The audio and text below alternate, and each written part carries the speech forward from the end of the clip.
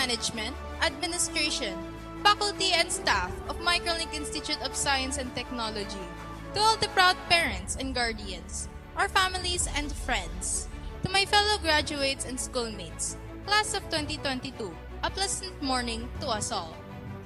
We all spent 6 years in grade school, 4 years of which we did in classrooms. Rooms with walls and ceilings and chairs and desks, with a teacher in front of us and the guard who calls us out when we are unruly. We can play, laugh, cry, and talk to our classmates in person.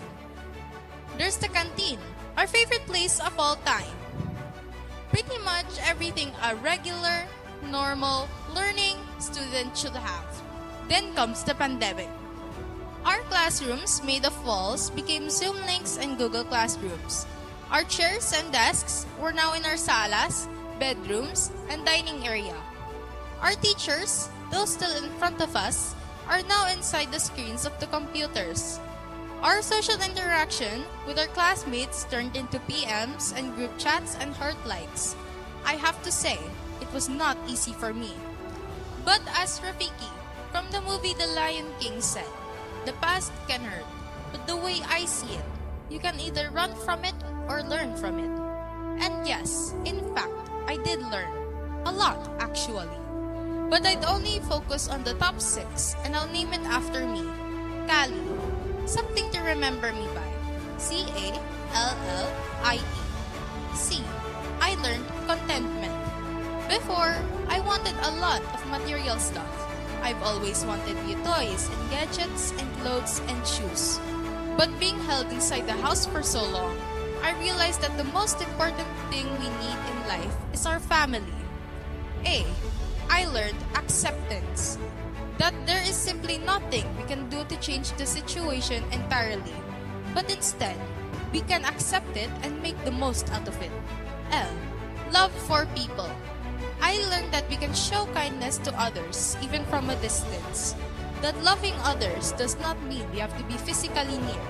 Since the pandemic, my father, who is an OFW, has not been able to come home until today, but he was able to show me his unconditional love even from miles away. Our teachers, though far from us, have tried their best to teach us and help us grow. L. Love for God. That no matter the hardships and failures, God is there to help us through. I is for improvement. I learned that improvement is personal. One person's improvement is not the same for everybody else.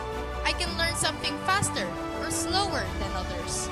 But just because I am slower or things are more difficult for me does not mean I am less of a person. It just means that my time for learning has yet to come and I need to work harder. We will all shine in our own special time. E. Excellence. I realized that being excellent does not mean being perfect. It is about giving our best shot, even if it is difficult. It's about not stopping when things are getting tough. It's about not settling with, okay na yan, or pwede na yan. It's about saying, that was the best I could do. Like what my mom always tells me, Callie, it doesn't matter to me if you fail.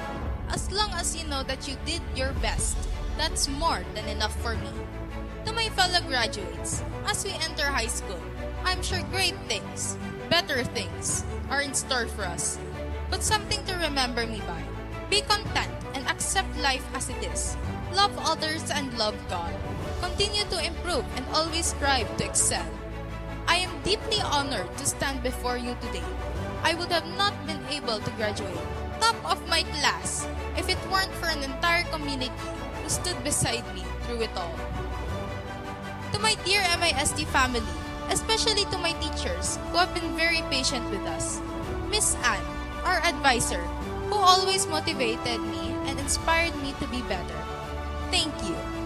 To my family who's been very supportive of me.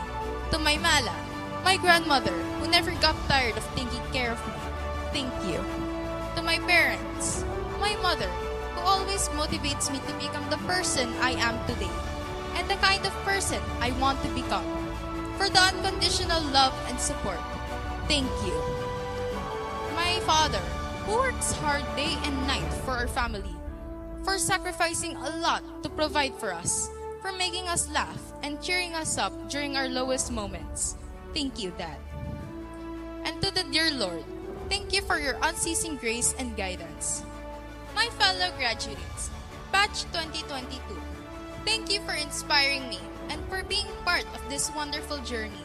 It is my prayer that you find brothers and sisters in high school to climb their mountains with you. A lot of trials will come ahead, for sure, but let your desire to succeed be greater than those challenges. Congratulations everyone! Salamat po at mabuhay po tayong lahat!